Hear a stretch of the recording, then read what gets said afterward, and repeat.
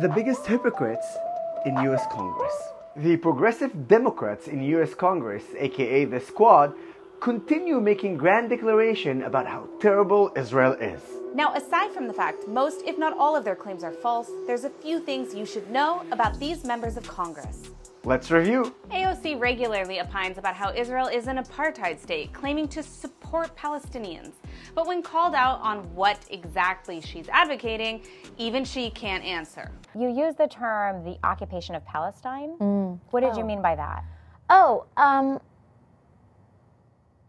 I am not the expert on geopolitics on this issue. She also claims to care about civilian casualties in the Middle East, yet literally cried when fundings for the Iron Dome passed, a technology that is exclusively defensive and protects Arabs and Jews from terrorist rockets. Now for Rashida Tlaib, she claims to represent the US in Congress, yet she gives speeches referring to Palestinians as her people. She also claims that Israel won't let her visit her grandmother in the West Bank, but when she did receive permission, she refused to see her grandmother, aka Sipti, out of principle. And she pretends to support journalists when it comes to Shireen Abu Akleh, yet is completely silent on the arrest and murder of Iranian journalists. She claims to support and defend human rights, yet condemned the assassination of IRGC leader Qasem Soleimani, responsible for countless deaths of Arab Muslims. And she claims to support LGBTQ community, yet is silent on the fact that Palestinian LGBTQ have to flee for their lives. She also tweeted a video accusing Israel of assaulting Palestinians when the video was in fact Palestinians assaulting Palestinians. Oops. Today she represents Michigan in the US Congress, yet most of her time is spent complaining about Israel, tweeting negatively about Israel 16 times more than Syria, Iran, Russia, or Yemen.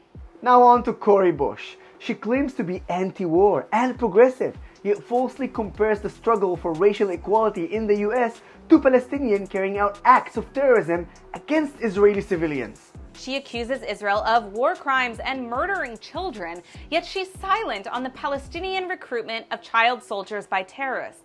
She called to cut funding to Israel, but said nothing about the fact that the Palestinian Authority is paying terrorists for acts of violence. She advocates for the BDS movement against Israel, yet voted against sanctioning Russia in response to the Ukraine invasion. And she tweets about Israel 3 times more than Russia, 5 times more than Iran, and 25 times more than Syria.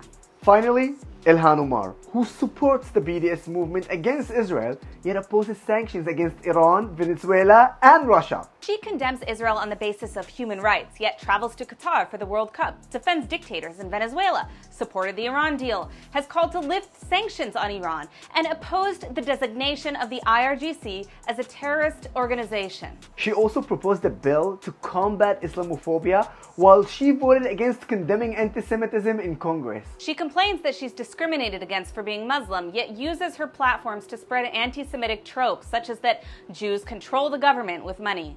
She accused Israel of terrorism for precision airstrikes on terrorist sites in Gaza, while failing to condemn Islamic Jihad or Hamas for indiscriminate rocket fire. In fact, she also voted against funding the Iron Dome. And she is silent on the human rights abuses of Palestinian terrorist organizations, Hamas and Islamic Jihad, having never condemned them, while she says US aid to Israel should be conditioned due to human rights. Well, she tweeted that she supports Iranian women. She also accepted an award from NIAC, the lobbying group which is closely aligned with the regime itself in Iran. All of these women aren't champions of human rights or democracy. They're hypocritical and obsessed with Israel. Human rights don't matter to them if Israel can't be blamed, even human rights of Palestinians. For comparison, AOC has tweeted about Hamas or Islamic Jihad once ever. Ilhan 3 times when she compared the US and Israel to the Taliban and Hamas. And Rashida and Cori, never. So before you take anything they say seriously, know the truth about who they really are.